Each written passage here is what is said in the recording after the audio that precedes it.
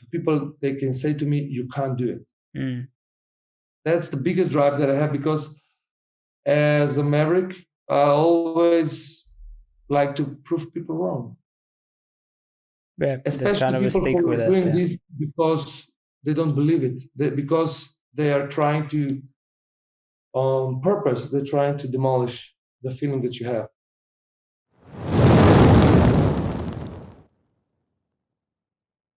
Okay, here we are. Another Wednesday, another talk show on Twitch on Mr. JP channel.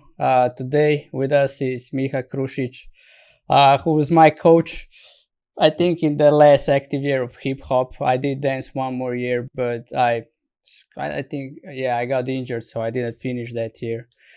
And the best year of my hip hop life, I would say. We went to the world champs together, being third in the nationals. So yeah, and really guy who inspires me. Like, I danced 10 years ballroom dances, and then I switched to hip hop, and I didn't have all the moves, but he kind of took that in and didn't saw that I'm lacking in that, and we created, I think, a very, very awesome story that year, that season. So Miha, thank you for being our guest tonight. You're welcome, and thank you for your invitation. It was really nice to hear your invitation 2 months ago. I actually really didn't know what was happening to you. We didn't have contacts for about, 8 years, 7 years. Something like that. Something like that. So it's nice to have, especially in this time of the year. We are again getting into lockdown, so it's actually nice to have the evening off with an old friend. Yeah, pleasure. And like I said, like I also posted, it's like, we didn't hear each other for 7-8 years, and then we just kind of hang out, like we hang out every night. That's really cool. One thing, chat, if you didn't notice, me and Miha have the same chairs. We realized that just now. More marks. Yay. So that's really funny. Cool. So anyway, we will get, the intention of this show is that we actually empower, especially teenagers, because I'm working with them, and I know there is a lot of apathy and they don't know what to do in life. So through your life story, that we get to know how did you discover your passion and what is necessary to succeed or leave it, and how you're dealing now with the whole situation. That is actually the intention. So we go into it always with the same question, and that is, how were you like when you were a teenager? Like, what did you deal with? Well, how did life look then? Maybe what did you miss that would actually empower you more? All those kind of things. I was a really, really energetic kid as a teenager. I did a lot of sports, a lot of different kind of sports: volleyball, handball, basketball, ping pong, badminton. It was like a lot of different sports. And one of those sports was actually also dancing. My first love was actually swimming, and then it was handball and dancing. And then eventually along the way, I decided to be a dancer. But like I said, when I watch my son Yasha, he's a little energetic, meaning me. He's all over the place. So he reminds me a little bit of me, that he's full of energy. He's full of enthusiastic things about everything that considers sport, athletics, or something to do with. He's really passionate about every sport. He's 4.5 years old, but he loves running. He loves playing with different kind of like balls, volleyball, soccer. So as a teenager, I was like, if they didn't give me something to do, it was dangerous, because my mind was filled with stupid things. So thank God that my parents drove me every day to a different kind of hobby program at that time, so that I could release my energy out. But like I said, I started to dance when I was 11, so it's quite late, but not so much late compares that a lot of times first,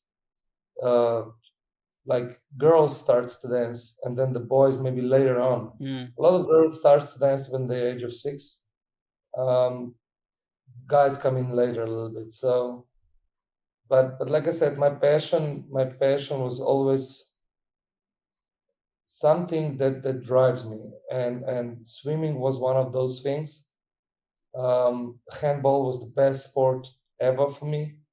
I actually really had a battle of choosing between one and two, but my coach said to me, it was like I was talking to a coach in dancing Mm. and talking to a coach in handball. And the dancing teacher said, "Look, Miha, handball, positive, negative, um, dancing, positive, negative. Now you have all specters you have to choose." And when I came to the same question to my handball teacher, he said, "Oh, you want to be a man or you want to be a gay?" So I said, "Okay, thank you. I will be gay." But I didn't like that somebody like who is in high sport disapprove and disrespect the other sports or culture, whatever. So that's why I left handball. I actually felt sorry because it was really a lot of times I was thinking about it. Even now, last year, I was talking about that I would maybe go to Veterans League, the people who already Yeah. played it and stopped because I'm getting older and older. So that's a possibility. But like I said, this coronavirus and everything just shut all the dreams down. So I stick to dancing. Okay, and that's awesome. Yeah, also, I started at 8 dancing, so I get what you mean by late, but it's not that late, like you say, for the guys. Uh, but anyway, how you were doing a lot of sports, a lot of activities, but I also want to know, what maybe you were dealing with as being a teenager. We know our bodies are changing, girls start to flow in, there is the school stuff, so maybe to give us a perspective, how was life for you as a teenager besides sports? I was a problematic child. I was like, the one thing that was nice that I stick to dancing was because I fell in love with a girl, and that's why that kept me there for 2 years. Maybe if I wouldn't be in love with the girl, I would never be able to dance. And it was quite hectic because at the end of this trip, it was summer. We went to summer, and I told my best friend that I really like this girl. And then in September, when we're gonna come back, I'm gonna ask her out to date me. I was like 13, 14. And when we came back out of our school summer holidays, which was 2.5 months, on the first lesson, something was not right between my best friend at that time and this girl. And then on second practice, the guy just pulled me out and said, just that you will not be like, that something's not gonna like be awkward, but I'm already dating this girl for 2 months. So that was my first reality check with how the things, how the cruel life can be. Mhm. Because I knew that she liked me. I liked her a lot. But at that time, it was really, really painful. So that was the first time that I actually wanted to stop dancing, but thank God I didn't. But like I said, through the years at that stage, when you're 13, 14, you have problems in school. You would like to dance, but your parents are saying you have to finish school, which Mm. I must agree that they are right. Um, in one stage, I was so stubborn that at the age of 15, my father said, because the school was not nice, I was really, really bad in school. So my father didn't know how to motivate me. So he said, "Okay, I will stop paying dancing. I don't want to be that you are the best in school. I just want you to pass all the marks, okay? If not, I'm going to stop paying dancing." And eventually, it was so bad in school that my father stopped paying, and it got the result. It was nice. I actually think that he needed to do that sooner. Mm. But on other side, I started to work when I was 15 to earn my own money so that I could pay my dancing lessons, that I could pay all the fees that need to be paid for dancing. So if I look at it back now, my father did the right thing, maybe a little bit too late.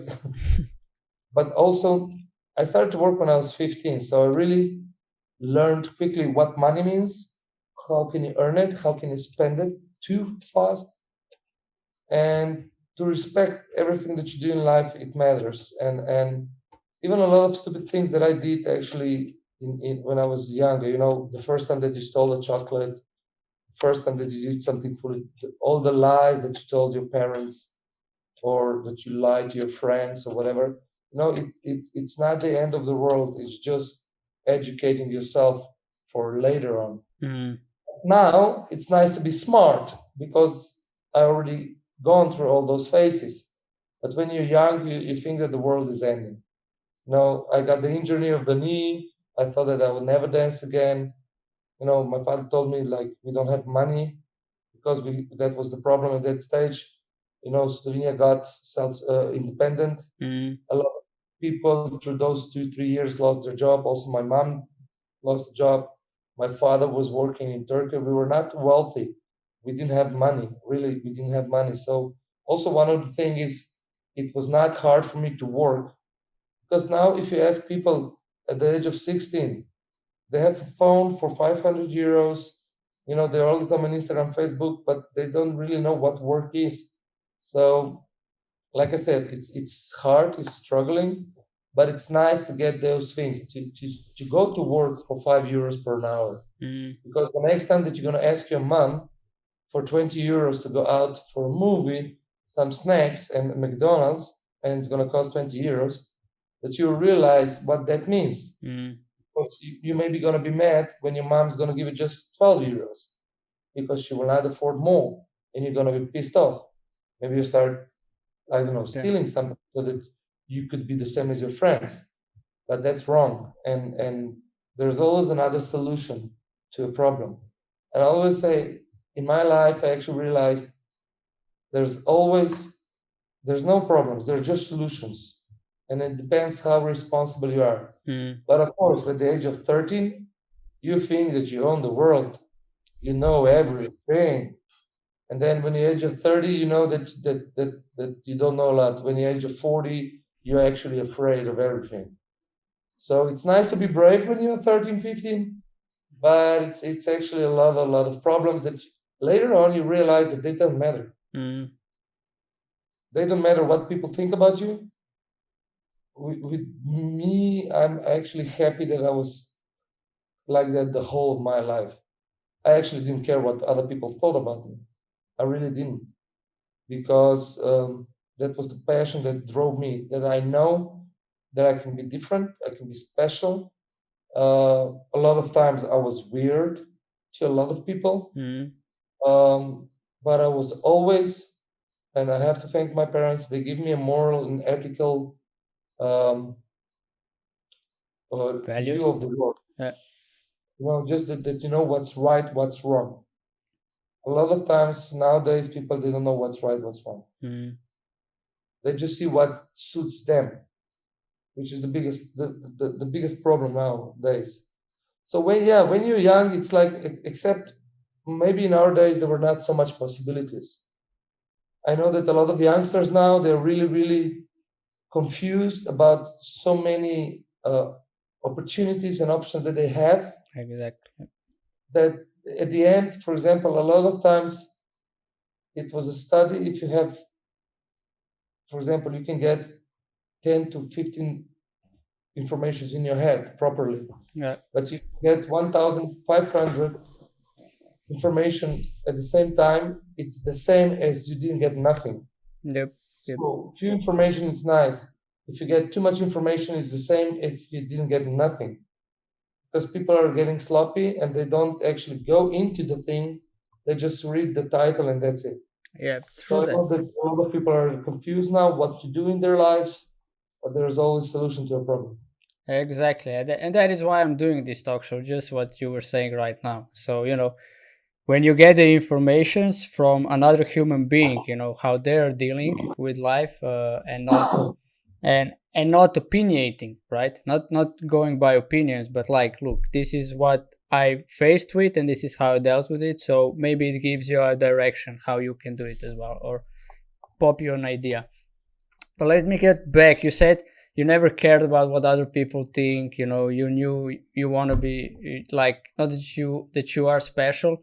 I mean, that's good. Is that something that your parents told you, or did you pick that something along the way, or where that mentality come from? I think that both ways. First of all, my parents taught me that a lot of times they like they made a mistake like I'm making now with my kid. Like why everybody else can be so obedience and they're listening to their parents, but you're not. Da, da, da, da.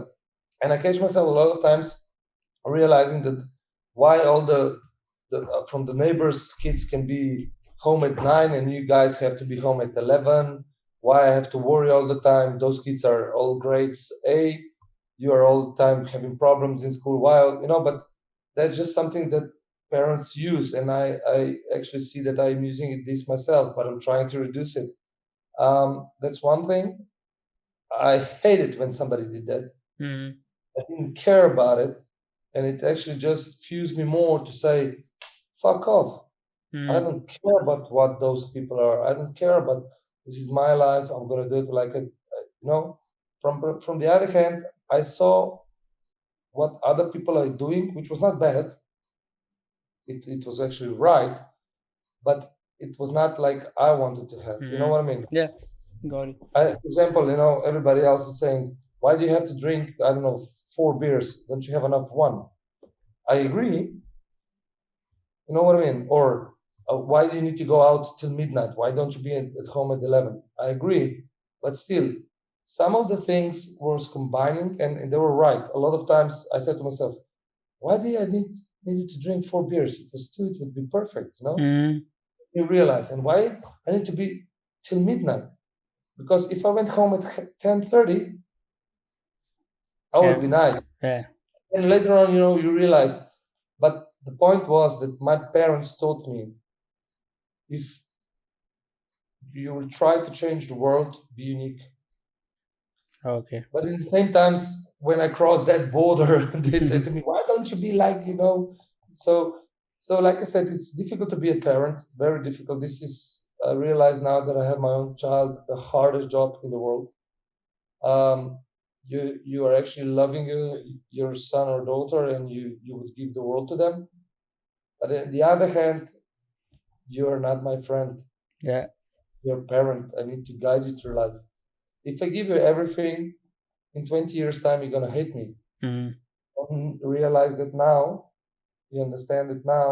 No, but you're gonna understand it 20 years from now. So the bottom line is, yes, I always liked movies which reflect people who did something extra and special.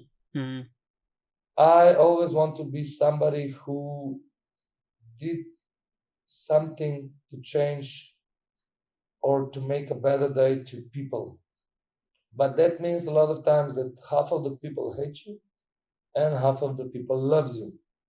Because if you're kind to everybody, the bottom line, you're a hypocrite.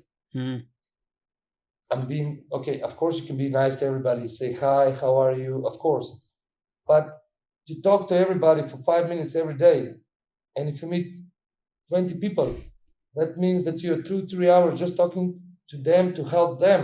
You know what I mean? A lot of times you have to choose or to whom you're going to make your day. That's one.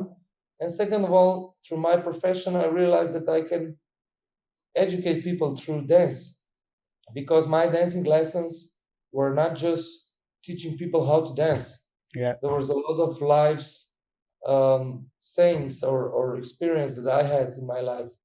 So my passion drove me to that I loved movies with heroes. I loved that I'm trying to do something that nobody else did it. And of course, I was a little bit like mutineer. Whenever somebody told me something that I can do, for example, parents, you can't live through dancing, you need to go to college or to high school. And my father at the end says, just finish high school, everything else I don't care. And he was right. And thank God that I finished high school, because I was on the verge of not finishing high school. Yeah, It was a problem. yeah. So, And of course, okay. my parents did really. I a lot of times said to them, especially now, that I'm actually happy that they raised me this way. But now in the past year, I said to them, why did you raise me like this? Why didn't you raise me as an egoist, narcissist? Why do I need to take care of everybody else and then myself? You know what I mean? Because my mom and my father are like that. They taking care of everybody else and then themselves. And it's I still think that's the right way to do it. But in this world, you need to be a little bit careful. Yeah, I got you totally what you were saying, and thank you for all this how, to let us in your world and share with us how you were, what your perspective is and where you get it. But I usually go a little bit by the timeline. You said 13, 14, you met a girl, you were in love with the girl. She, the best friend took her from you actually, because you said to him, and that must be, maybe just to touch that perspective, that aspect of life. It's like, how was then, best friends and girls for you from that moment on? Was like you didn't have best friends since that moment, or you didn't trust anybody since that moment, and or did that influence at all, or it did not? From that point on, I actually first get a girl and then talk to your friend. Okay, okay, cool. That's one thing. Second thing, I think that I'm actually one of the rare people who are blessed with two best friends that we started to dance together. Um, at that time, they were just friends. There were three friends actually that we were dancing together, and then two of those friends stepped out in the first year, and then the third friend who actually became my best friend at that time, because we were dancing 2 years together, but I still was in contact with those two guys who actually didn't Dance dance anymore. anymore, but those two guys are with me already for 31 years. Last year we celebrated together 120 years Okay. because we were all 40 years old. They're really one of two of my best friends. We were together. We did all the things together from the end of the primary school, end of the high school. So I'm blessed with those friends, and I still got them. So no, from that time on, I knew that friendship is the best thing. But just when it comes to girls, it's really perspective of okay, when you're a teenager, when you're young, a lot of times you don't care, but still those two guys they stand by me the whole trip, the whole my life actually, the first 10 years. Okay, but from that on, like I said, all the girls was always dancers. I think that just one girl was not, but that was for 2 months. Okay. All the other girls were dancers. Um, yeah, it's hard to trust. Yeah. It's really hard to trust. Uh, like I always trust everybody, and I always went into relationship. It doesn't matter what kind of relationship, a friend, a girlfriend, uh, I don't know, Colleagues, even work partner, stuff like that. Yeah. yeah, whatever. I went 100%, and a lot of time I got screwed, but 4 or 5 times I didn't, and it makes worthwhile Yeah. because those 4 or 5 times that I went 100%, I got 1,000 back. And 30 years later, with you two guys, it's still on. And for example, I met one when I was 29, 28. I met one coworker, and she was a girl, and the first thing that we did was a fight, you know. But now, 13 years later, I can say that 12 years later, that she's my best friend, and she knows everything about me.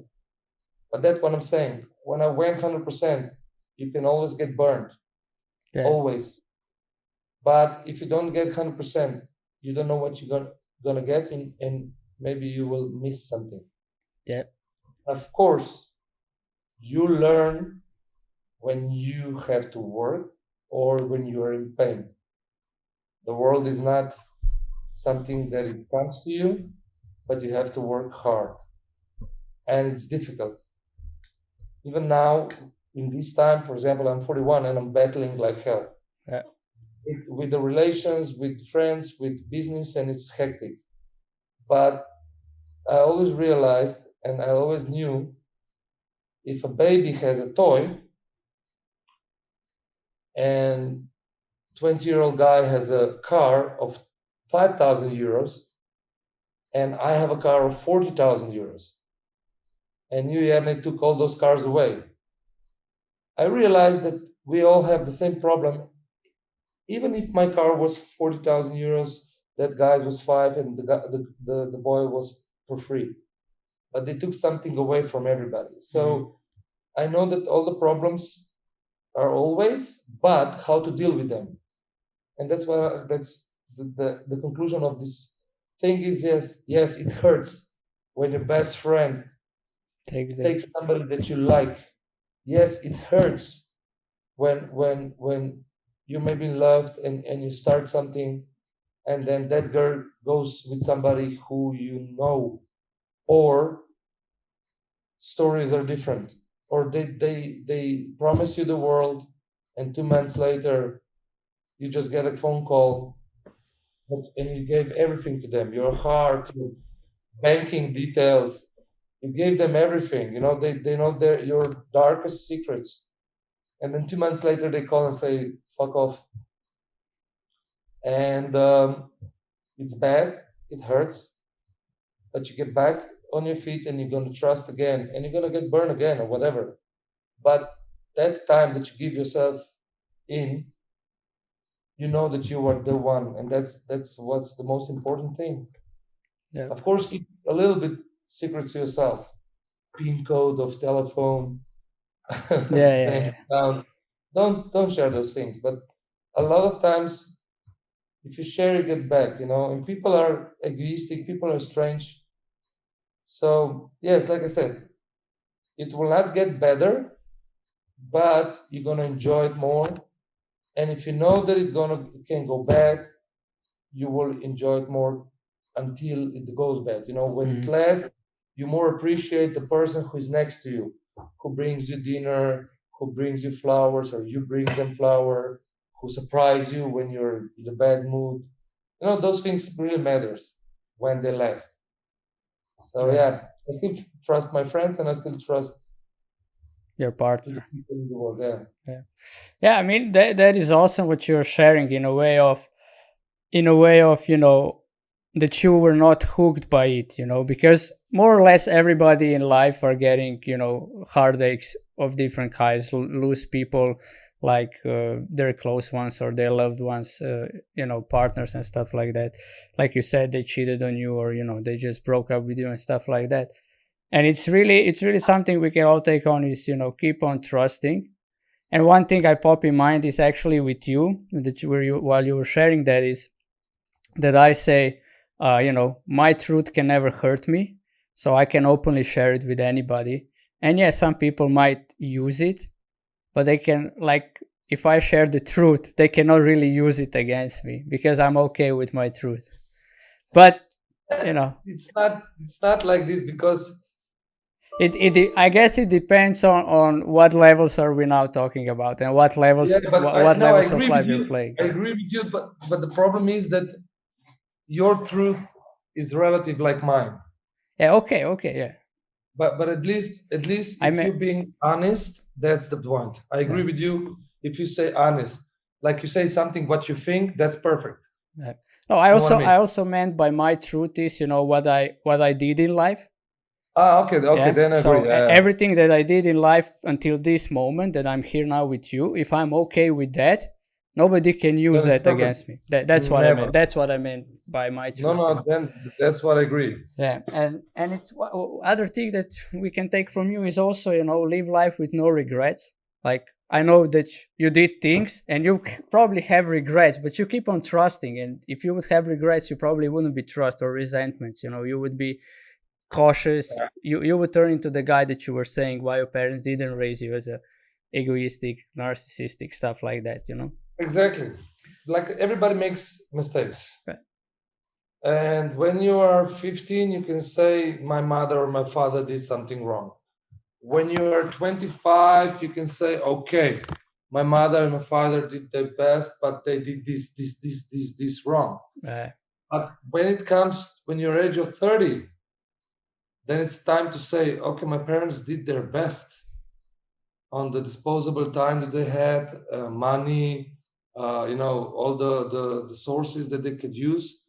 And that's it. And a lot of times when somebody tells me at the age of 30, 45, yeah, but my parents, I said, no, you have a problem now. Mm-hmm. So, like I said, parents are doing their best. And the bottom line, everybody who say what they are thinking without trying to hurt nobody and just having an opinion, it's okay. But still, it's a lot of times, who is on the other side. Mm-hmm. Depends, yeah.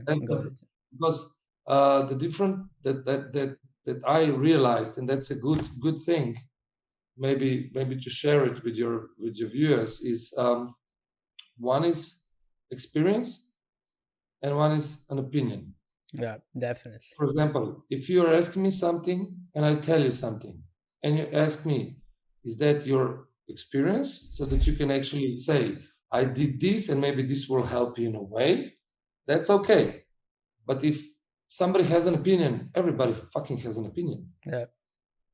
You know what I mean? They can, everybody has an opinion. Even the cleaning lady comes and I ask her, what do you think about, I don't know, a corona? And she will have an opinion. Maybe not a clue. Or maybe she will be more educated than all of us, because a lot of people they're educating themselves on a different level and you don't even know that. Exactly. Yeah, that is also, everything I do on this channel is always from experience. What I realized or what the guests realized, and I don't want to talk opinions. I even stopped some of the guests when they were going into opinions and said, hey, we're not doing that here, Like we can only get into argument, and that's not what this is the purpose of it.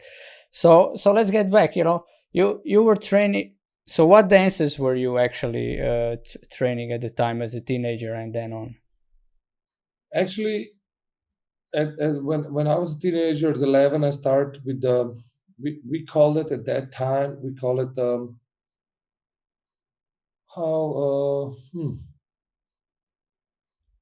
it's like how would I call it?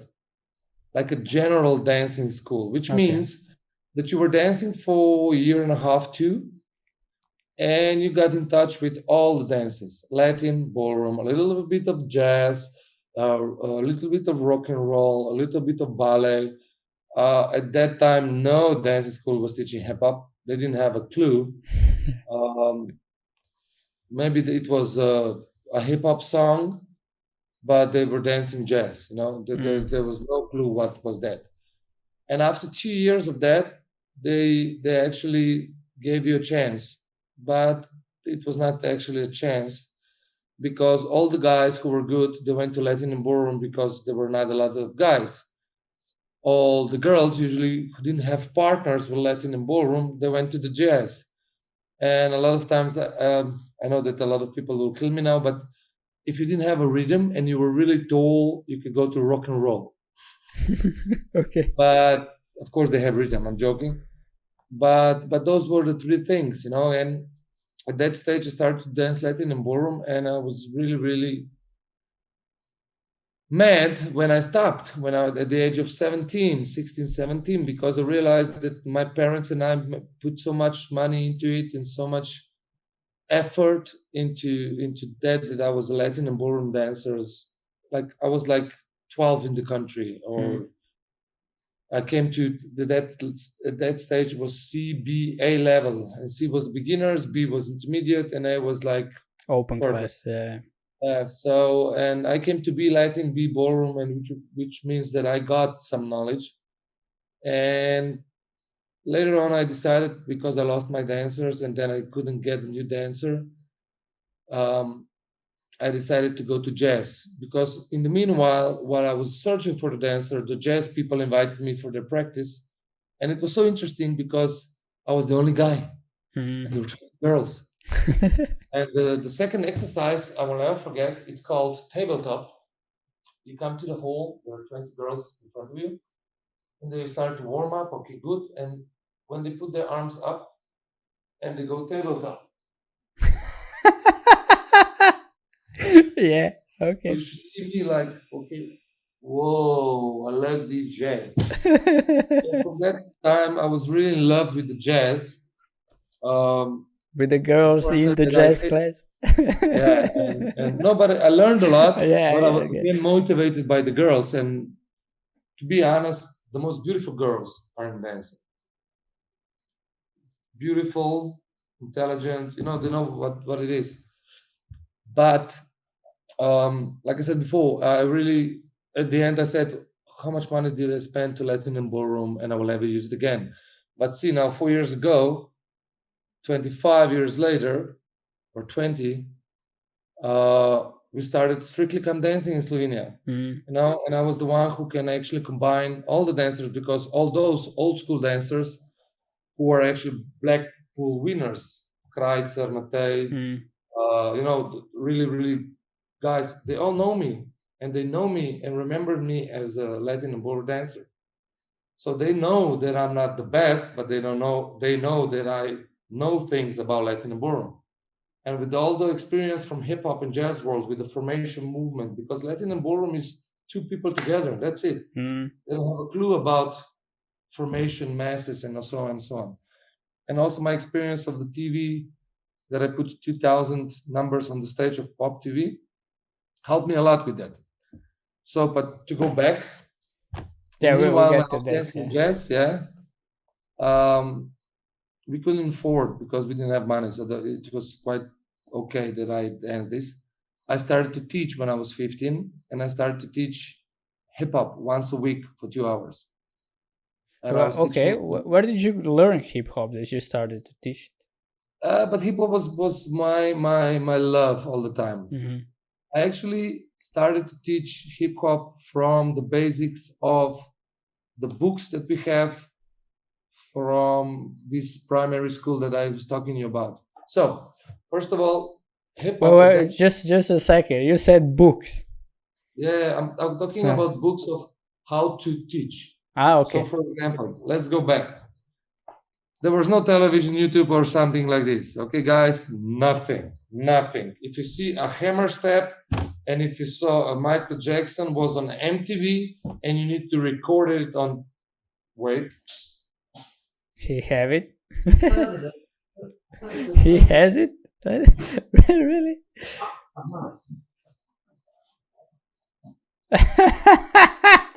He has it. VHS. Come on, man. Epic. That's it. And here it says National Championship Show Dance Ribnica 1969. 1996. 1996, sorry, yeah. Yeah. So you need to record this and watch on MTV to record, okay? Yeah. And then when you saw the step, it was nice. Also, my brother was a little bit of break dancer, because of that time, Pletio Školki too. So Summer in the Shell was one of the best dance movies that was made in Yugoslavia. And so one of the things you see there, and you start to dance. And the thing how you teach, like I can't remember, but I think that my first class was really bad. But bad in a way of hip hop vision. But something that you have to know, what I taught people when I was 15, 16, the first routine, I still teach it today for all beginners at the first class. And now, to come back with that book that I told you before, the book was really nice because it let you know this amount of time, warm up, this amount of time, technique, this amount of time, routine, cha-cha-cha step, New York, this amount of time, like a ballroom, ta-ta-ta, this step, ta-ta-ta, and it divides you, and that was the first lesson. And then you went second lesson, this time for warm-up, this time for that. Repeat cha-cha-cha New York step, and continue with turn, and so on and so on. So that was my point of view. Okay, I need to teach somebody. what's my basics? And that's what I started to say. Okay, first the rhythm, and what kind of choreography, what people want. People want to learn as much as they can in the short period of time. But the point is that they start to learn rhythm. But the people who are coming from the streets, they don't have a clue what it is. So, we had 8 bounce, stepping forward, using your leg, your arm, jiggy, diggy, diggy, easy things. But we did a lot. And technique, slide, at that stage. But the point was that we did slide like bebop. We didn't define, and then eventually I started to say, okay, let's define what's a slide. It is a jump or a step. Everybody fails. But I needed to work 1 month to define myself. Is that a step or a jump? And now, Yarne, let me ask you, is that a step or a jump, to see how much did you remember for our... No, why don't ask me that? No, I don't know. Come on. Okay, Under pressure. So a slide? No. Slide is a jump or a step? Oh, man. A slide is... So I have... Usually it's the opposite of what you think. Yeah, I'll go with the jump. Exactly, it's a jump. Yeah. I wanted to say that the logic one would be, okay, it's a slide, so it's like a long step to the side. You see, but it's not a step, because if it's a step, you can't do it a long one, because you have to transform your weight so quickly that it's actually a jump. In that way, how I started to teach hip-hop, that's the point why I was trying to say this, is that book helped me to define how should I teach people. Okay. And of course, later on, when I was 18, I will interrupt you. I went to London. I will interrupt you with one question. Why did you want to teach people? Like, you could just dance for yourself, if dancing was your passion. Why did you want to teach people? Actually, it was always interesting question. It was always my wish to lead. Yeah, okay. I can combine that with, you said before, if you want to change the world, you have to be special in a way, or like the heroes and stuff like that. So, and you need to be in front of. If you're in the back of the world just dancing, nobody will listen to you. And it's so nice. For example, the things that I was thinking when I was 18 and nobody listened, the same things that I said when I was 28, 80% of the people listen. The same things that I said when I was 38, everybody's listening.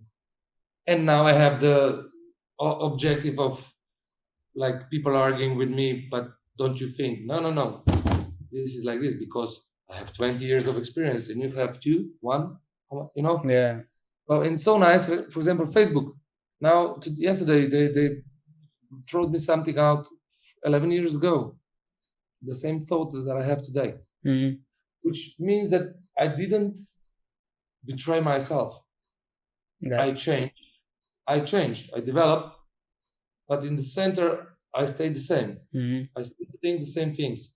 I'm just maybe not so much hurt about the things that are happening. Okay. I just embrace them, accept them, and try to get over them as quickly as possible. Okay. But yeah. So you wanted to teach because you started to teaching because you wanted to lead. And it's like... I wanted to lead. I wanted to educate people. I wanted to educate people. I saw... Actually, first of all, I just wanted to be a teacher. That was a next upgrade. I actually didn't. At the age of 15, I didn't know that I want to be a leader. It was nice. Yeah. When you say something and everybody repeats by yourself, that's actually a foolish thing. If I say that at the 15, I wanted, it was like a next level, but I just had one group, 2 hours. It was not like later on when I was like 25, when I taught every day for 6 hours, 7 days. Saturday I was free, 6 days per week. I was teaching from 6 to 8 hours in 2 different places. You remember that a lot of times I was teaching in Gorica, 4 hours, and then I drove to Ljubljana to head you guys from 8 o'clock or from 9 o'clock till 11 o'clock in the evening. Yeah. So I was teaching all over the place for the next almost 12 years, every day. Fed up with it. Yeah. Go back to the basics. Yeah, that was, I just wanted to have because from that point of view, that meant if I was teaching for somebody in the dancing school, all my lessons were free. If I went to jazz, if I went somewhere else. Also, it was so nice because at that stage, tabletop, when I was learning jazz, that teacher, Vesna Lindner, helped me to get free lessons with the ballet. So I was dancing 1 year and a half. I was dancing, or maybe 1 year and a half or two, ballet with Maritza from South America. Yeah, okay, but I want to stop here and give the people who are watching, who are here, how to say, an insight. How tall are you?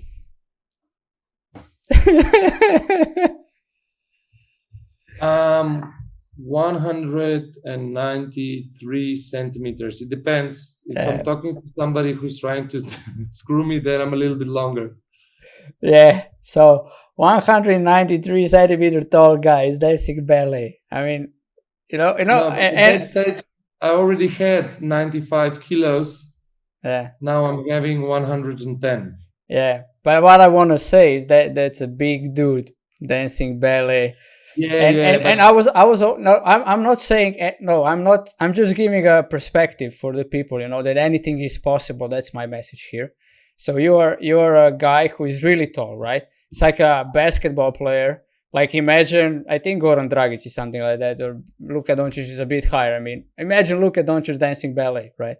Something like that. Funny. Yeah. No, the point is that a lot of people, when they see me for the first time, a lot of times when I was working through Europe, I was working in 30, 35 countries through all of Europe and world.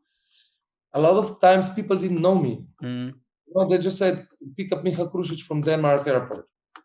And they came and I was holding the paper and I came out and I'm like, hi, that's me. And they're like, no, we're looking for the dancer. I'm like, yeah, that's me.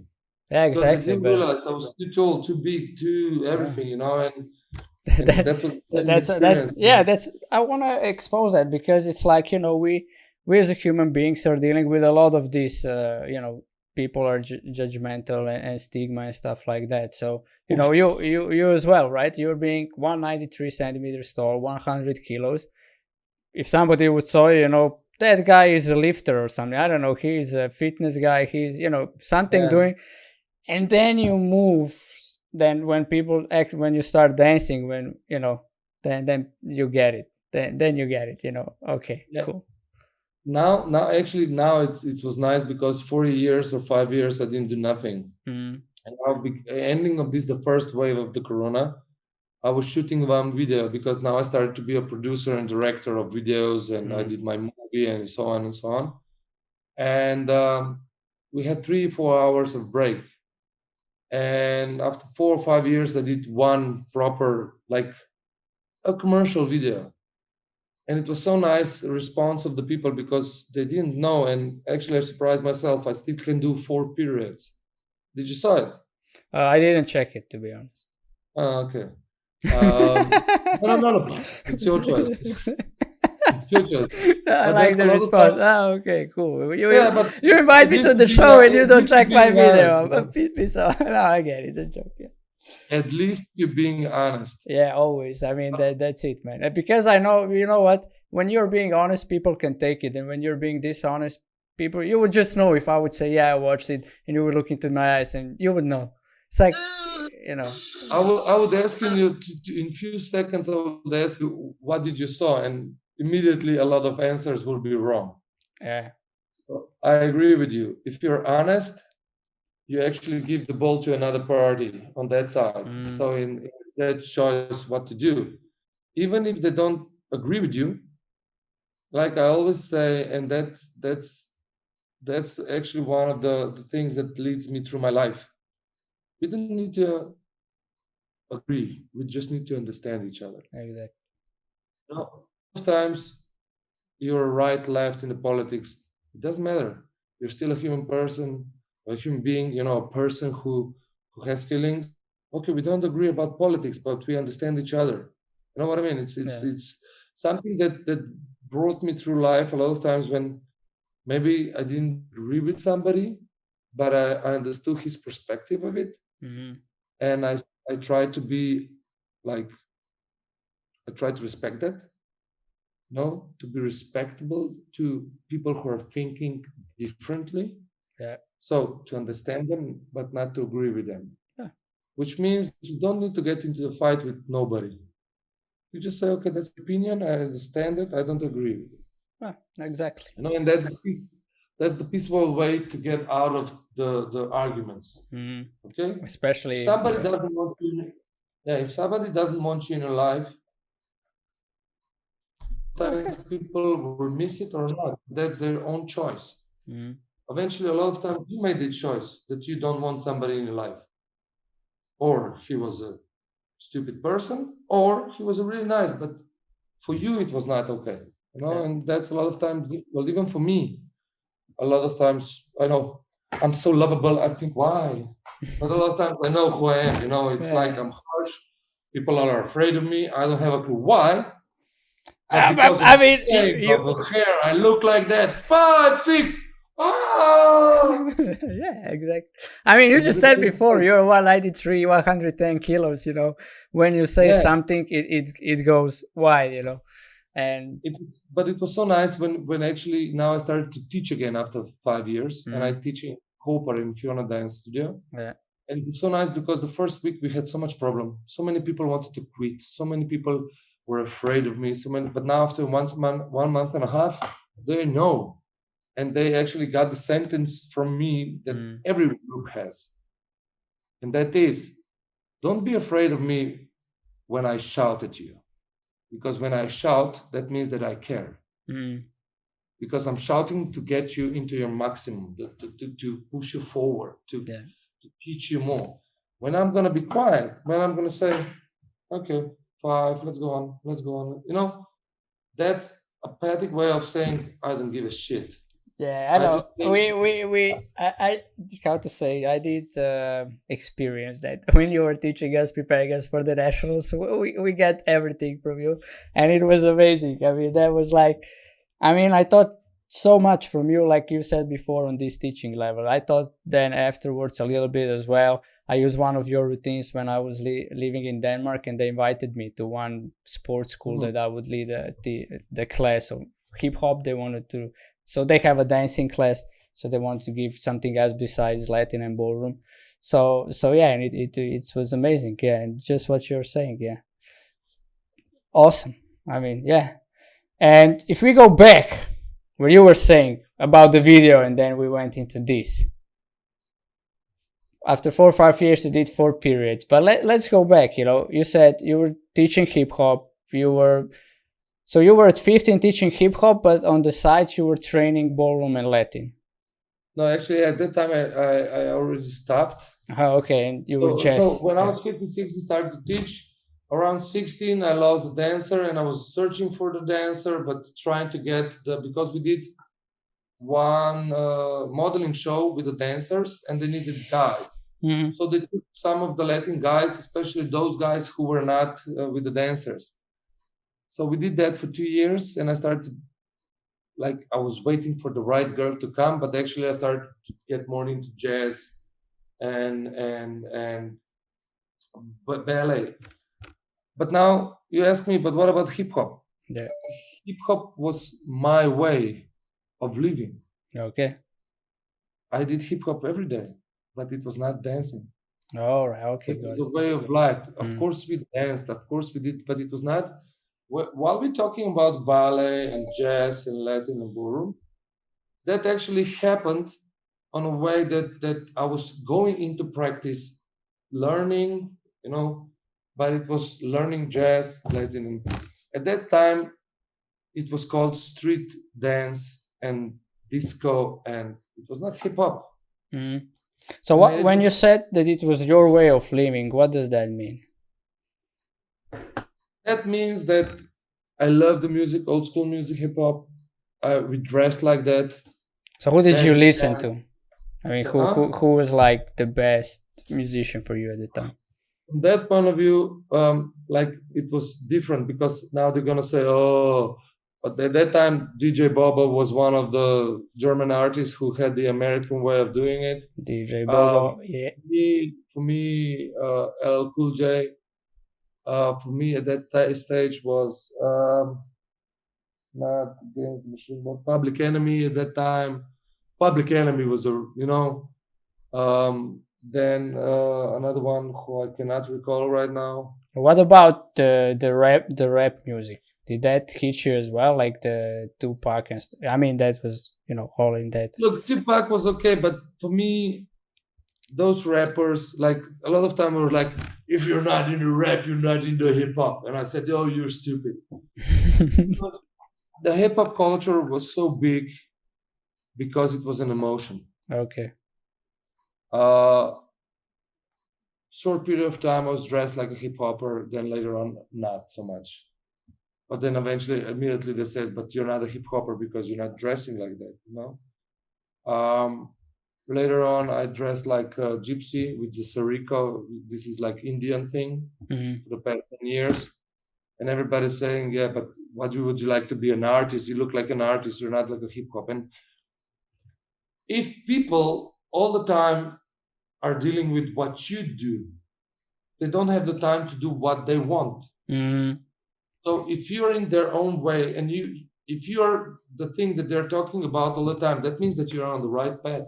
Yeah. If everybody loved me, I do something wrong because I'm trying to be likable. If 50% people doesn't like me, that means that I'm on the right track.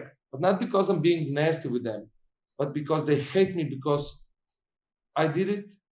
I did it without helping of big company. It doesn't matter if it's in work, dancing school, whatever.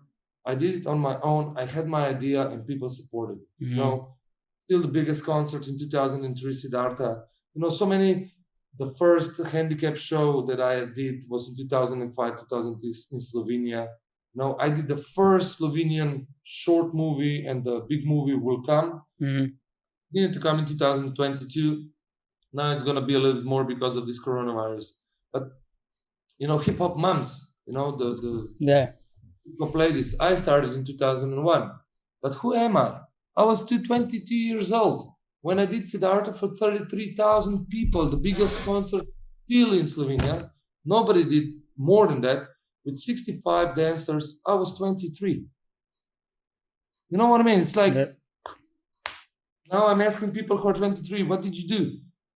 Yeah, we were national champions. Good for you. How many formation? Still good. But is that your maximum? You know what I mean? Yeah. People are satisfied with small things. And when you tell them, yeah, but invest something. Yeah, but it doesn't pay my rent. It doesn't give me so much money. Trust me, I invested my money in Siddhartha concert. I got paid, but I invested back because I wanted to be here. I put my money into the movie and I didn't have a cent back. 25,000 euros. Because I want that the things are moving, and that's the point. You always need to be special and extra. And from that point of view, hip hop was all the time with me, with the music, with the, and as a dancer, I was growing. So, for example, I was teaching hip hop, I was did choreography at the age of 18. I went with my girlfriend, first time into London with Jimmy Williams. And when somebody teaches the basic of locking and you have so good dance experience in the back, and then your mind just blows. He did the basic that it's this when I still teach it because it's the basics. From that, you can do, whatever you want because it's a culture. What they're doing now is commercializing people who are hip hop inventors. In that way, they're saying, or oh, geez, or yeah. I agree, guys. You do what you did, but these things developing. No, you can't say that. No, guys. Hip hop developed. You started it. My bow to you, I respect you. But don't say what we do now that this is not hip hop. Why? Because, Jernej, you don't drive a car then. A car was invented in 1913, 1914 for the needs of the First World War. It had 4 wheels, a wheel, a pedal for the gas, actually not a brake, and then it has a clutch here, and this was pedal to forward, and that was called a car. What we have today, it's a science fiction compared to that. But we call it a car. You know what I mean? So of course that was the basics, and we started. And nobody now from those people will come and sell you that car. That was the basic. That we don't drive the cars, and who gives a shit? Yeah, exactly. Developing, you know what I mean? Yeah. You still have to respect that, and I respected it. But a lot of people, they don't go forward. They stay back because they don't want to go, because they feel comfortable in this bubble, and they say, "Yeah, we are the cool, okay, but just let me go. Don't try to grab me. Don't try to say to me, this is not right. This is not. I'm doing this on my own. Prudent Studio is my project. I've been here for 16 years. No, I don't have so much people. You know how many people were in Prudent Studio? 130. We had dancing school Urshka with 1,300 people 200 meters away. You know what? It's like opening a veggie store in front of spa. Who will come to you? Yeah. If they have everything there, why come here? And it's expensive. So from that point of view, I'm saying that hip hop was all the time with me. I didn't care what people thinking about me. I just knew that my expanding knowledge of jazz, hip hop, breakdance, Latin and ballroom, ballet. I danced also tap with my mentor, Jadran Živković. I danced tap for like half a year just to know how it is. I went to a belly dance class for 2 times just to see if I can use the belly. So this is all knowledge that I have to dance, you know, and that was one of the things that I used in my hip hop classes. Yeah, well, I have this question in my mind. What gives you the drive to do all? I mean, what is the drive? You know, you say you have a passion for dancing, but you know there's a lot of dancers who have passion for dancing, but they're sticking to one way or to 2-3 ways that are, you know, you can successfully combine. I mean, successfully combine. You obviously did it more, but what is your like something that drives you? The problem is that at that stage we were pioneers, because in Slovenia the dancing schools used us. Nobody paid for our education. Okay, we needed to learn everything by ourselves. And now we already have the third or maybe the fourth generation of teachers who are hip hoppers. And when I educate them at the judges seminars or training seminars, I'm trying to say, of course, you have a lot of different organization and stuff, but one is American hip hop, one is European hip hop like IDO, and then but one is Slovenian hip hop. We have our own history, okay? And you already have everything done. What do you want more? I want to go to America, and I don't know why. Yeah, because here you can't do nothing. Why? I did it. A lot of people did it. A lot of other progressors trying to do. Of course, you cannot earn millions, but wait.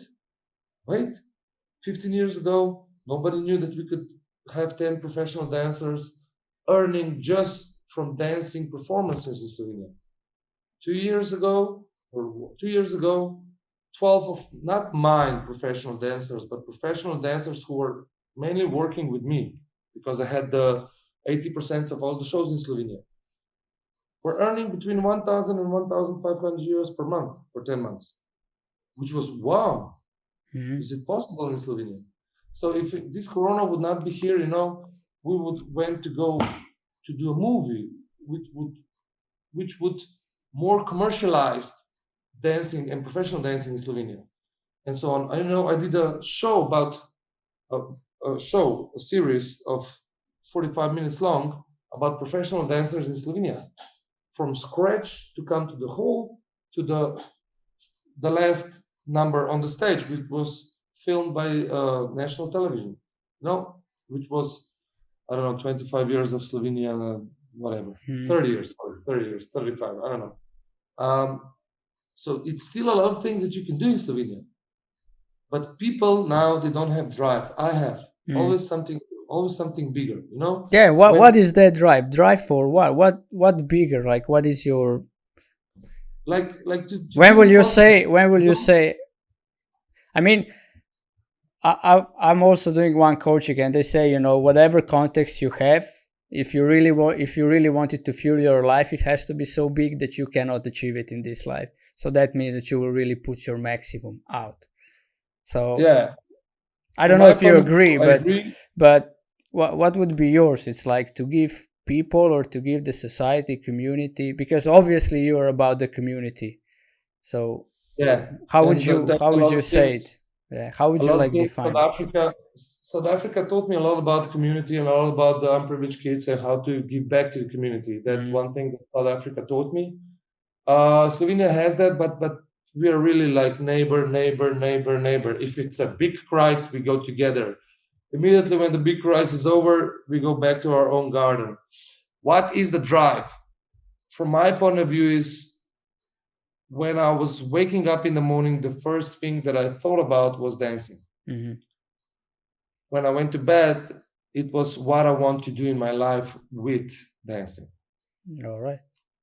It was always drive of, you cannot live to be a dancer. Like, you cannot get salary as a dancer. You cannot support yourself, family. You will be nothing if you're going to stick with dancing.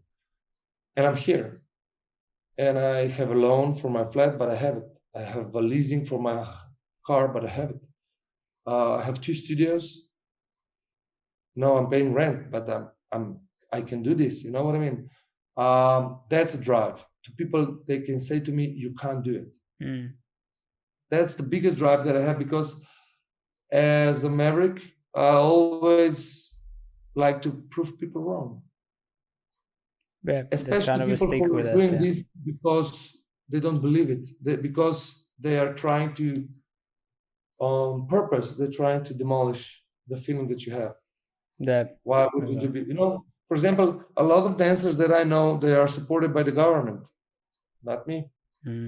Getting salaries from the government, the ballet, opera house, all the modern and art dancers, they're getting like salaries and some money per year, and then I earn my money, my own. I'm not supported by nobody. Yeah, so I bought my car, and in one stage I wanted to put on my car, I wanted to put, it's not sponsors, I bought it myself. Because a lot of times you see these artists, they have a lot of money, but they still get cars free. I buy my own shampoo. A lot of people get shampoo for free. I know, that I know a lot of stars. Yeah. Nobody out of 80% of the stars that all Slovenia knows, they don't pay for the hairdresser. They don't pay for the cosmetics. They don't pay for clothes. You know how much money is there? Yeah, no, we were just calculating our expenses the days before, because my income got down, so we need to do that, so we see where we are and how to go through it now. So I know how much that costs, and yeah, it costs a lot. So one thing that sticks with me is that that actually what you're about is to inspire people that they can do it if they want to do it. If they have an idea, they should follow it, and because they can do it. I followed my ideas to be a dancer, and I wanted to be a choreographer. When I was a choreographer and a dancer, I wanted to be a trainer, so to train people how to dance, not to make the choreographers. When I realized that this is my journey, I got actually a reward in 2006 for the International Dance Organization. I realized that I want to be more. I want to work on television. I want to work in theaters. I want to work, on movies. I did that. In the meanwhile, we jumped. While I was dancing from the age of 15, 16, I started to work in the company as a light designer. But not as a light designer of being a light designer, but physically working with lights. And I was on fairs, in Ljubljana fair. I was working physically putting up and down things so that I can earn money. And I was working there for 6 years while I was in school. Yeah, okay, but you did finish it, so you were. I did finish it thanks to my dad and thanks to my two best friends, Luciano and Michael. No, they saved my life, and my mom and my dad, of course. But I was working all the time to earn money and teaching dancing and working physically and learning about things in life, shows, the things that interest me. So when I came to the theater and somebody was trying to sell to me, yeah, we have lights. I know we have the wire there, the moving head there, 500. They were amazed because I knew so much things. When we needed to do our shows for pro dance, I knew how to do props. I knew how to do lights, things developing. So whatever you can do in your life, you must try it. But what I was trying to say is that, for example, I can now count all the things that I did in my life. And I can say that nobody in Slovenia, nobody of the choreographers and dancers did that. Okay? Maybe they did that in outside. For example, Jež Krube, he did a lot of things, but that was abroad. I'm talking about Slovenia. A lot of good dancers, a lot of the good choreographers did a lot of things, I must say, but I'm talking about Slovenia. Nobody did so much as me. But... And to be honest, you're not that well known as them. If we look the media and stuff like that, right? Exactly. So when Maestro won Slovenia Got Talent, everybody know who Jež Krube is. Nika Kljun, everybody know who Nika Kljun is. Everybody know. I mean, but I like you said, I don't say that they didn't do a lot, but most, yeah. But who helped Maestro on the television? Because I was the choreographer there for the Pop TV. But what I'm trying to say is, yes, you're right. Whatever you do abroad, you are better and bigger than if you do it locally. And that's one of the problems in Slovenia. Because if you do here and you work for everybody, they're pleased. But if somebody does something in abroad, then everybody respects it more. So that's why I started to teach in South Africa, and I didn't want that nobody knows, because immediately when they knew it, all the Slovenians wanted to go there. But what was the point that I was trying to make? All the things that I did in my life, but for example, you need to be humble, because 2 months ago, I started to work in the warehouse. I woke up at 4 o'clock in the morning, went to work, and I finished at 11. Every day. I'm 41. My dancing career and everything, you know where it is. But I still was so humble. Then I realized that you don't have a choice, Miha. There's no income. There's no project. We need to survive. And like you said before, that you needed to calculate all the things, how much money you earn. I needed to go to work. But and from that point of view, if you can respect all the work, then you're humble and you know what to do. I still have the goal of being a director and producer, and I will be. And in 5 years' time, when we're going to talk, I'll say to you, hi, I'm in South Africa and I'm a head of producer or whatever. Yeah. But that's my goal, because I will never stop evolving. Even if that means that you go a little bit down, you're stepping backwards. I was working there. People were asking me, are you stupid? Are you working in the warehouse from 4 o'clock in the morning? It's really that bad. People didn't know how to react when they saw me. Yeah, but to be honest, that is why I also invited you in for this show. I'm looking for people who are passionate, but and living their passion. And there is a lot of people out there like that, amazing people. But with you, I was amazed how, with this being humble and being down to the earth, if I don't have money, I will go work into the warehouse. I won't go, because like you said, a lot of stars, a lot of media. You could easily go to the media and expose yourself as, look, I'm this guy who did all these things, and now I cannot put food on the table. So what are you gonna do about me, right? Not me. I always hate media, because a lot of times media, 1% they wanted to know what I did or what my plans were. 99% they wanted to know how I fart, how my girlfriend farts, what we dress, how we do, what we do in our house.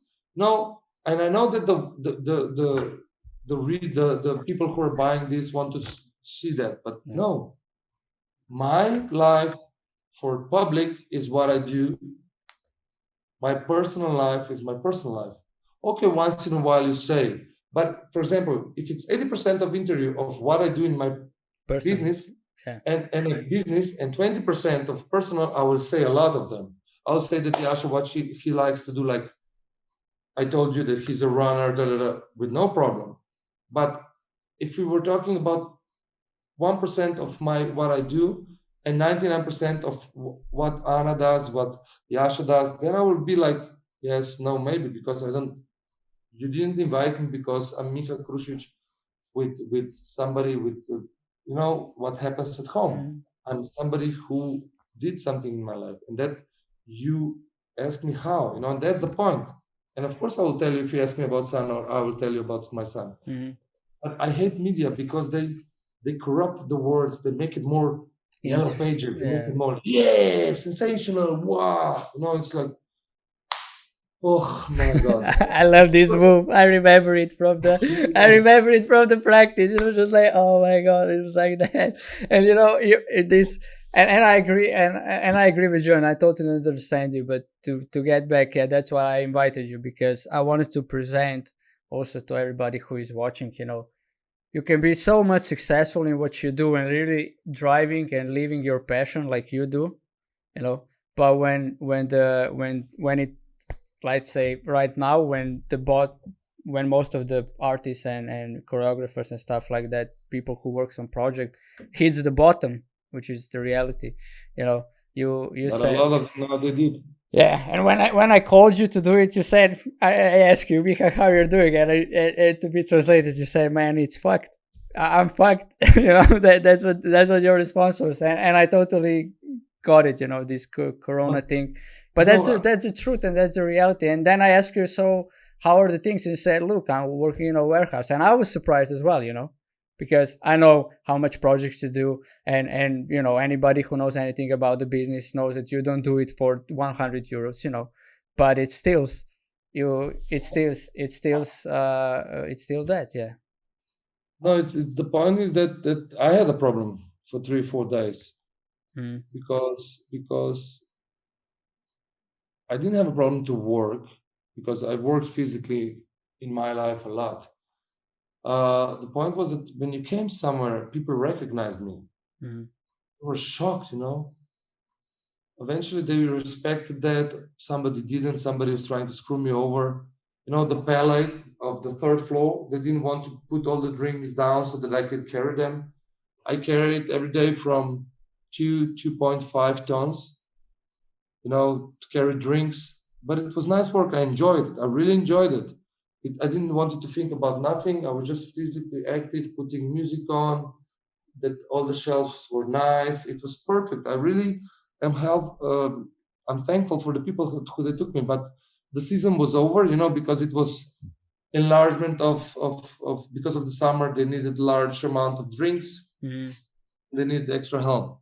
So it was nice. I learned a lot, especially about myself, that it doesn't matter how old are you still need to work. But I'm really feeling sorry for a lot of people who I see that they're 80, 75, 70, and their pension is so little, and you see them as a security guard. Those people needed to enjoy the life. So that's why till age of 35, 40, 50, yes, you try, do everything, but then you need to take care of yourself for later on. Don't wait for parents to die so that you will get the flag, because that's the biggest problem. That's the biggest problem now, because people a lot of time I'm asking somebody, how old are you? 30, 31. Okay, so what's happening with the flats? They're too expensive. But still try, get, I don't know, a small apartment, invest, and then go on. No. But my parents, like they're 70, 72, I will wait for another 10 years and then I'll have a 2-3 bed apartment. I'm like, where did we came? That you are wanting for your parents to, it's like, what? And I want to just expose here, because you're saying that somebody might thought, who is that guy who is saying that, and I want to say who he is actually the guy who, how many people you meet I don't know, year, monthly, weekly, different people. I think it's like it goes in big numbers. So you're saying from really big, large of groups of people that you meet in your life, what you're saying. I just want to expose it that it's not that you're somebody who meets 10 people per month and you have this opinion. Look, my biggest workshop was in Taipei, 2,000 people. And I needed to sign a lot of papers at that time, 1,000 people, for example, I taught in the World Championship in Bremen. I was the first one actually who gave workshops for free so that we educate people what is hip-hop. In 13, 14 years of my teaching, dancing through all Slovenia, in Maribor, Koper, Ljubljana, in one day I had around 7 hours, 20, around 200 to 250 people per day. Multiply with 6 days, which actually those people who were on Monday were on Wednesday, the same people. But Tuesday, but generally I will work every day with 200, 250 people, especially when you do the show, Strictly Come Dancing, Slovenia Got Talent, Your Face Sounds Familiar. Those shows all the time, new people out, people, new people out, people. The biggest problem is that you need to communicate with the people all the time, different people. And I actually realized that I'm more a psychologist than a dancing teacher. Yeah, that's one of the things of being a teacher. Yeah, because psychiatrist and psychology is closer to me than being a dancing teacher, because teaching dancing something that is there. Cha-cha-cha step is a cha-cha-cha step. But how are you going to teach it to somebody in the same time, to somebody who has problem, to somebody who knows how to dance, and to somebody who is like bored? Him, you need to make it funny. To him, you need to make it a little bit more difficult, the same step. And to him, you need to, like, it's okay next time. But, what are you going to say to this guy? You're going to try to motivate him. To this guy who knows how to dance, you're going to say something more difficult or encouraging. That basic is so practice basic. And somebody who's funny, you're going to make a stupid face. And I don't know, I'm just being... Got it. But like that. Yeah, but that's what I want to say when you said, you're meeting people and saying that we expose that you meet a lot of people, which, you're new to this and, we don't... It's an interesting thing, so... Yeah. So let me ask you this. You said that I have one question as well, and then we can move to South Africa. I want to know more about that. South Africa. Yeah, I know. I love my yeah.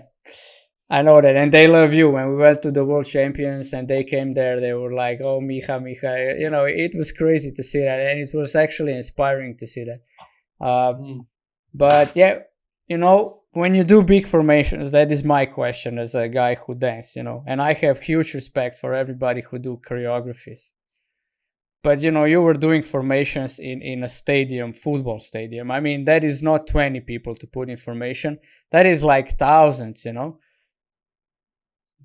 Did you learn that? Or did you what would you say? Do you have a talent for it? Or it's like, how it looks like from the inside of your mind when you need to put 1,000 people on how you work with that?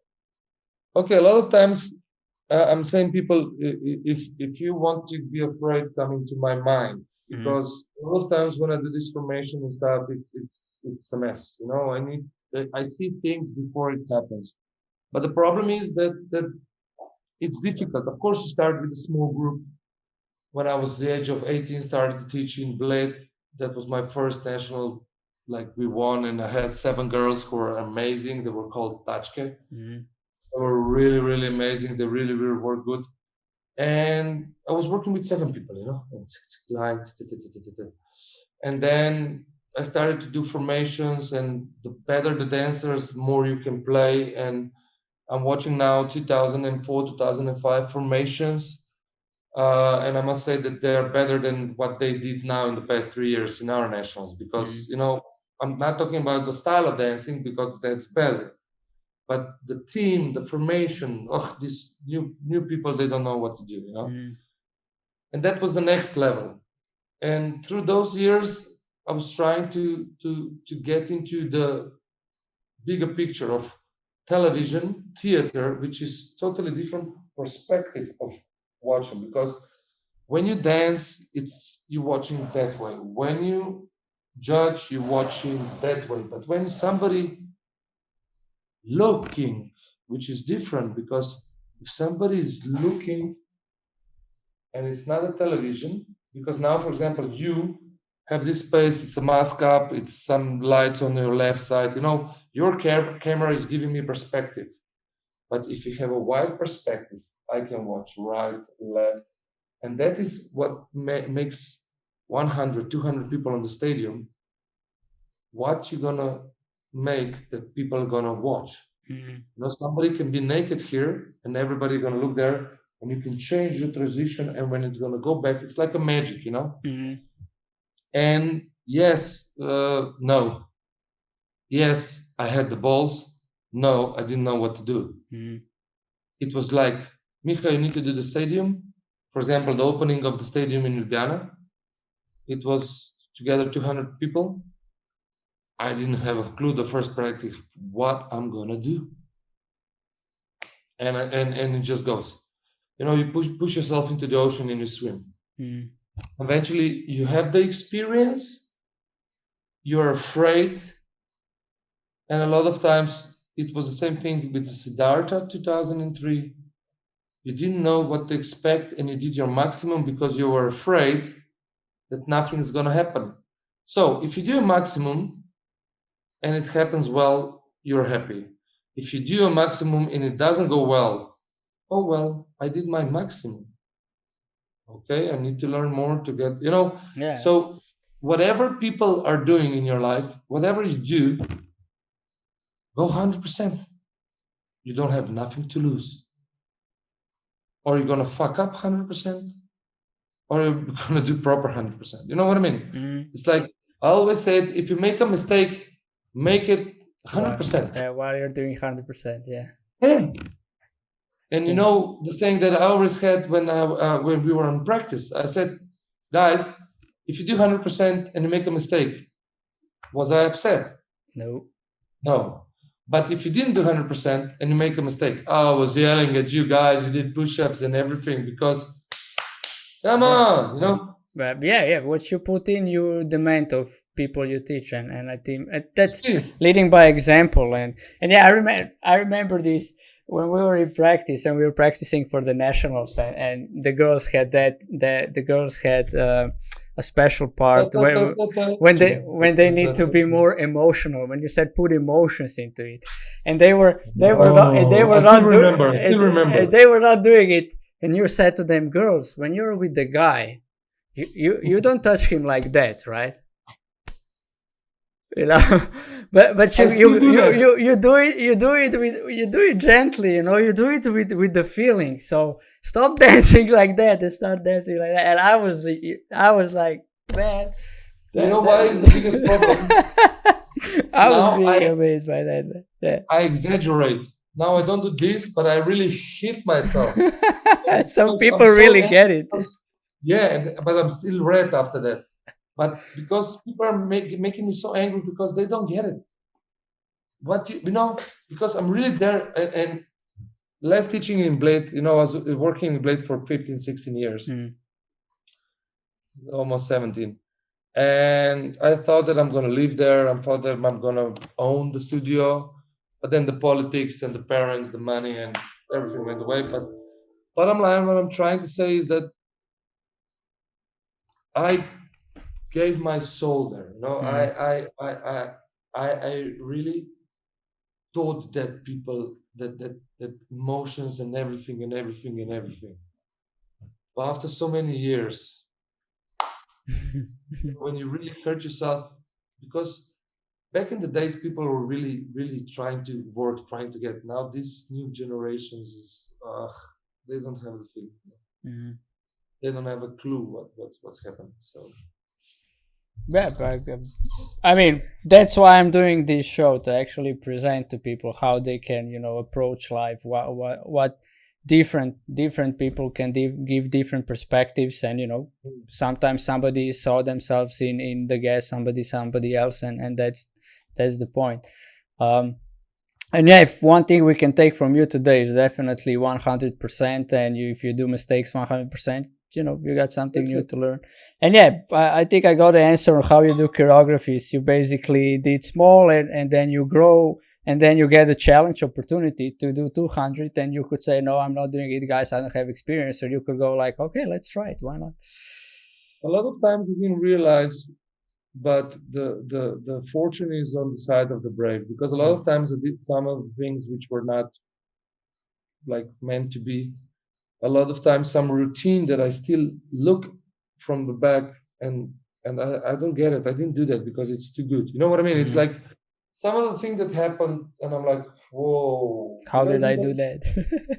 No, it's like, whoa, really? Wow. Okay. What was I thinking? Was I stoned? And I don't smoke weed.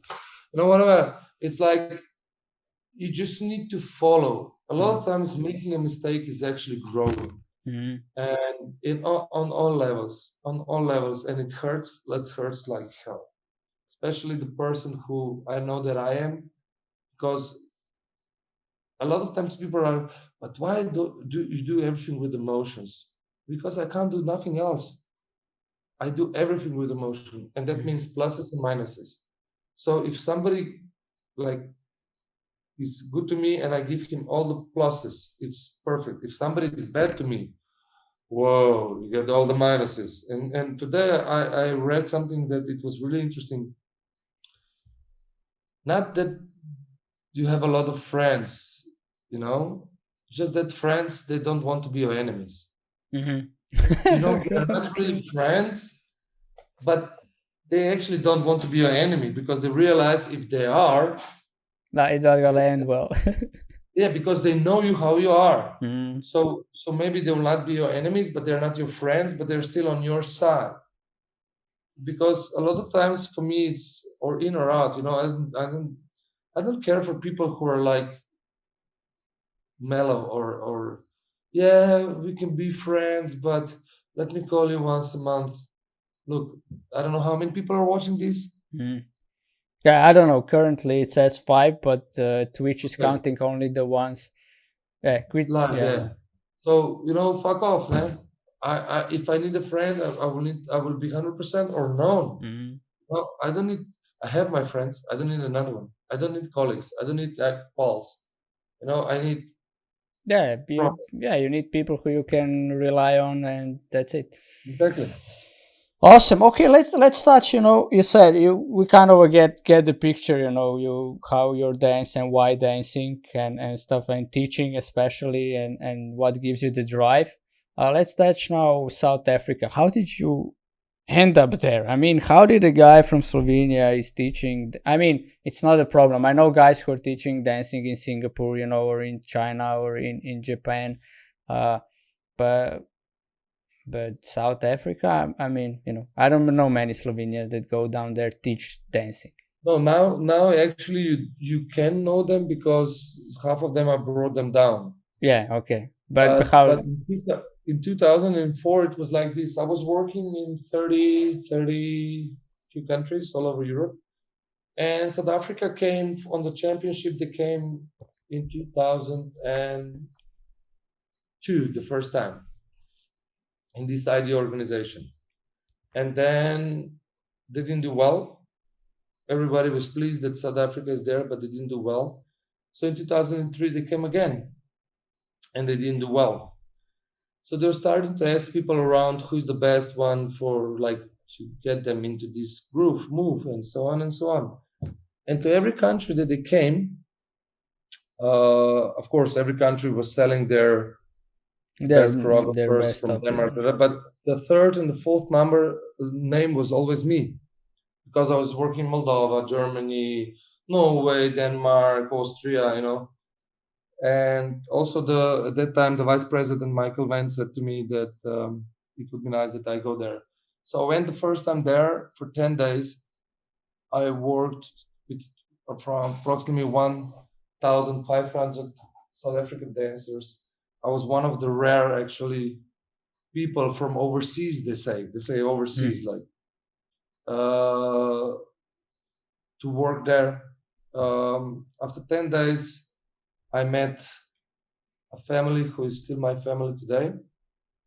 It was unbelievable, the connection that we have. They already been in Slovenia for 4 times. Actually, they came, it was my present to them that I invited them to my 40th birthday. They came to Slovenia for 10 days vacation and for a party. Nice. So it was quite nice. And the story went from that on that when we left, so when I left South Africa on 18th of February 2004, I thought that was the last time. Because a lot of times when you come to countries, especially South Africa, which is really far, you think that it's the last time, or yeah, it's one-time mission. Yeah, and at that time there was no cell, there were no WhatsApps, the messages were expensive. One call that it took 3 minutes was like, just to have a glimpse, 3 minutes to call my parents was 100 euros. That was so expensive. When I wanted to go to internet on the email, when it at that time was, I don't know, Yahoo, whatever, it was that was the internet. It was also here. I know, but still, in 2005-6, we already had lines. Now it was over the phone, but they still had it till 2007-8. So when I came home, I was really happy and sad. And then they called me and they wanted me 2 months later. They wanted me there to do the formation. And then 3 months later again to go to the competition, to judge the competitions. And this started to me getting involved in the SIDTA, which was South African Dance Federation, now called SABAT, South African Body of Dance. And the first 5 years I was teaching for 1 or 2 studios, mostly for their national federation. And I was working all over South Africa, traveling from studio to studio, teaching basics and choreographies and stuff. After 5 years, one guy who I don't like and he doesn't like me also said that I'm old school and he doesn't need me no more, and that he would like to try South Africa style and no foreigners. So then Eunice Murray, which is my really, really good friend now, and I work with her for the past 12, 13 years, she said to me, okay, so then you don't mind that he becomes my own choreographer. So before I was working for South Africa in general.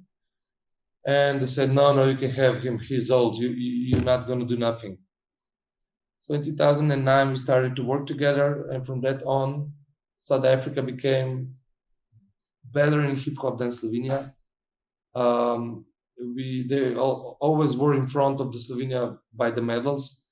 Every year there were 2-3 world championships in hip hop. We were 5 times winners in production. You were there when they won in 2005. I don't know. No. No. That was 2010. Sorry, 2010. You were there because we were in Graz. Yeah. I just don't know if we went back. Yeah, we went back because we were driving with the vans. When we were in the hotel in Maribor, we got a call that my South African team won. So that story with Eunice came to life, and I'm just working for them. Every year I come there for a month and a half, working all the routines, all the choreographies, and then they practice it through the years. Because the year started in the 1st of January and finishing on December, not like ours when we started September. And so and that's the story that we became friends, family. Also, Eunice were already here 6 times. South African people were here a lot of times in the studio. Wait, I can show you something.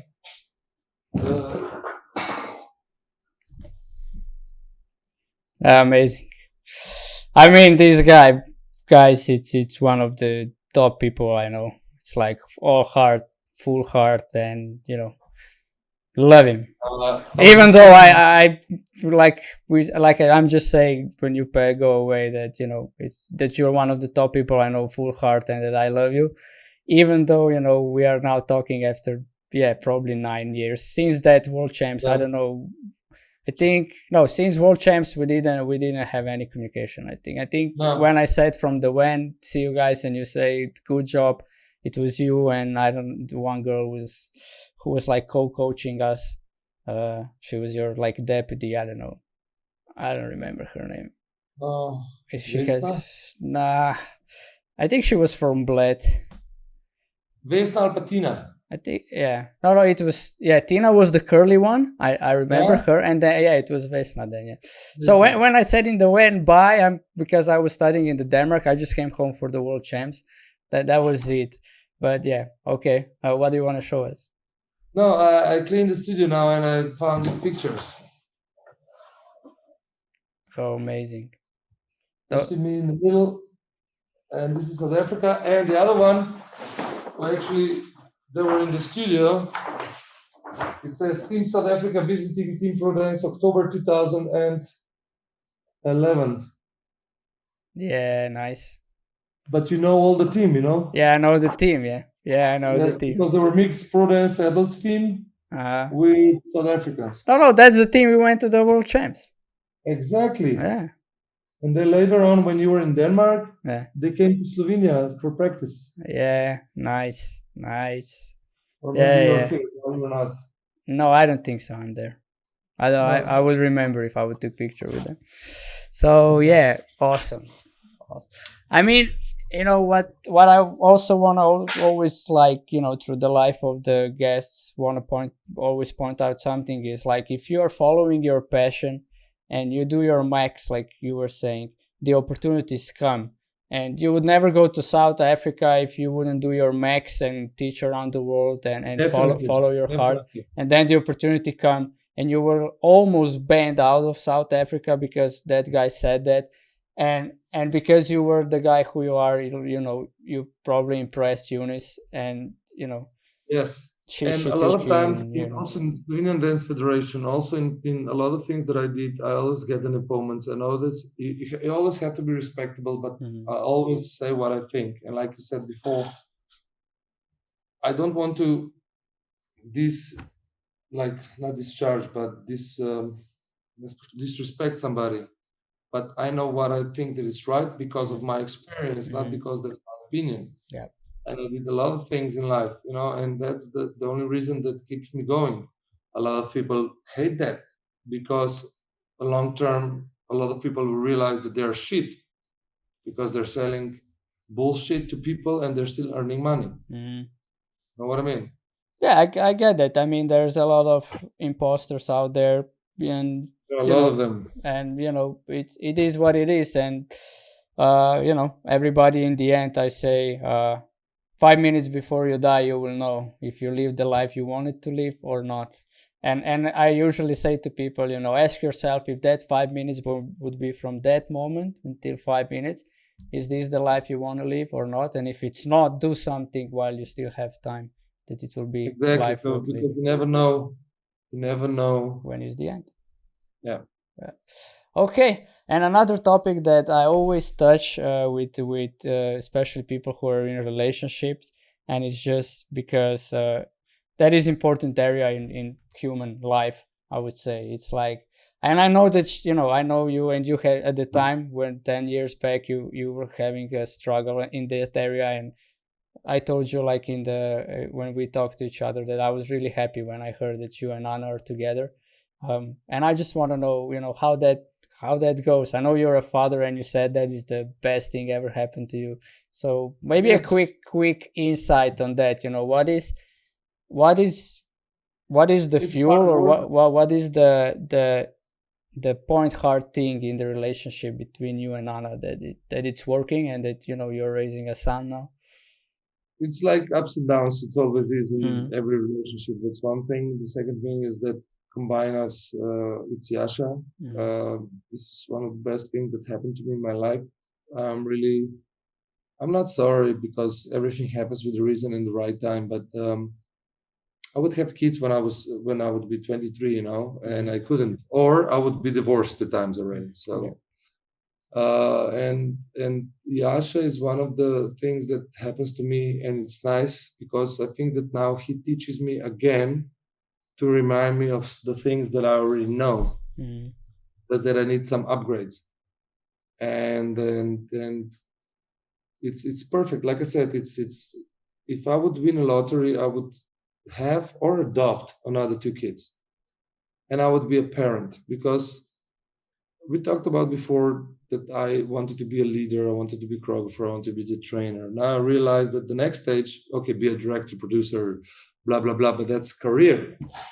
But if I would have a million, I would still do projects, but I would not do them for money. I would be socially okay. I have it for pension, I have it there. So this amount of money, okay, let's do the film, let's do the musical, but and I would take time. I would say, okay, we'll have a musical in 5 years. Let's go slowly. Okay, first we need to sing. You know what I mean? But now we're rushing because it's business and da da da da da. But if I had the money so that I could support, I would be a father. Because that is the same thing that I did to you guys. Just that I did it to you guys 2 hours a week or 4 hours a week. Here it's 24/7. And that's the best job ever. And if I had a chance, I would do that. Yeah. I would actually adopt 3, 4 kids. Awesome. I mean, you might still do that. I hope you do it if that's what you want. I'm sure you will find a way. And I know it will be in integrity and responsibility. If you won't be able to do it, you won't do it. Yeah. Awesome. Yeah. And how is now I still want to know, man. I mean, you're with Anna, she's like, in Slovenia, everybody. I thought that I got you there for a second. That I get you. Yeah. No, you don't, because I listen to people who I talk to. That's the scary thing, or the most brilliant thing that I know how to do. But it's just like, I mean, most of the Slovenians know who Anna is, and most of the Slovenians don't know who you are, if we are to be honest. Exactly. Yeah, and that's good, because Anna is having all the media pressure, not me. All the media through Anna, they want to know what's happening with me, and I don't give a shit. I don't tell them. No, Anna is a beautiful girl. She's working a lot. She's at the age of 40. She's a perfect ballerina. She's the best ballerina in Ljubljana Opera House. But with that job, there's a lot of pressure. A lot of pressure from the younger dancers. They're forcing it. She's getting older. The body doesn't do the same thing as they were when she was 20, like mine. It's the same thing. The only thing that I can say, that from the opera house, they are supported. They have salary. Now in the Corona time, she got her salary. I didn't earn a penny. So from that point of view, she's quite happy. But of course, she's a woman, beautiful all the time, need to take care of her public image appearance. And I'm the totally fucking, I don't give a shit. Exactly. I don't care what people say about me. And Anna is the opposite. So this is a lot of times the biggest crush that we have. Like, why you have to be all the time? Why you have to tell everything by the truth? Why don't you lie a little bit? I can't, no? Why don't you tell it a different way to be polite? Why? If the people cannot manage me, good. Look, I'd rather have 5 people around me than 50, and which 45 I have problems with stupid things. You know what I mean? So from that point of view, it's okay. But again, I love to cook. I love to spend time with Yasha. I love to travel. So we find our way. But usually in the summer we are free for 2 months. But through the year it's pressure. Yeah, we have a saying, drži ga, lovi ga. For example, I went for Yasha today. I came home. Anna went to the shops. She came back. I went to the studio to have an interview. I will come home. They're gonna be both asleep. In the morning when we wake up, I'm gonna be early. And I'm gonna pick Yasha, and I'm gonna take him to the kindergarten. It's like, yeah. we call it drži ga lovi ga. Yeah, I mean, I know in a relationship it's a lot of communication is basic, so if you can communicate everything, then I would say things can be solvable. And what I was taught, and I always give forward, we just did podcast on romantic relationship, that's why I'm also a bit more in questioning you there. It's also that when there is love, there is solutions, so that's it. Always. Awesome. Yeah, and one thing that I want to say, it's on my mind, it's before we end, is that I really appreciate who you are and what you taught me in the years I was working with you. It gave me a lot, and what gave me the most was, and I'm really moved by this, I might share a tear here, is when you took me in for the Siddhartha project. At that time it was the second Siddhartha in 2011. Yeah, I was next. And there were people who were way better dancers than we are, even though I was you can imagine, I was dancing for 15 years and I came there and I wasn't top dancer. And I knew I wasn't. That was one thing that I could be reality. But, you make us all feel that we are one. And you said at the beginning, guys, we are all equal, but we are not the same value. Yeah, we are not the same value. Yeah, I remember that. We have all the same rights, but we are not worthy. The same, we're not the same quality of dancing. Yeah. Now I actually realized that you were in Siddhartha's promo. Yeah. You remember? Yeah, I do. I was at the end. Yeah, me and Tonya were. But do you remember? I do. But the people know that. I don't know if the people know that. Yeah, I was in the Siddhartha promo. I think at the end we were me and Tonya. Yeah, that's why. What was that audition? Nah? Yeah, it was an audition. Yeah. No, just I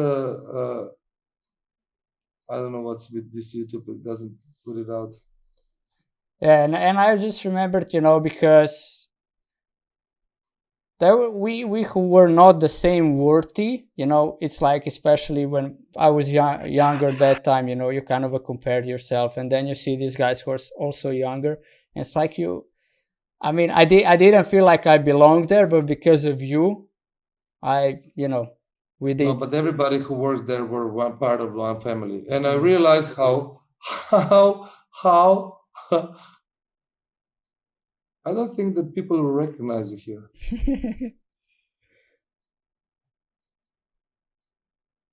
Yeah.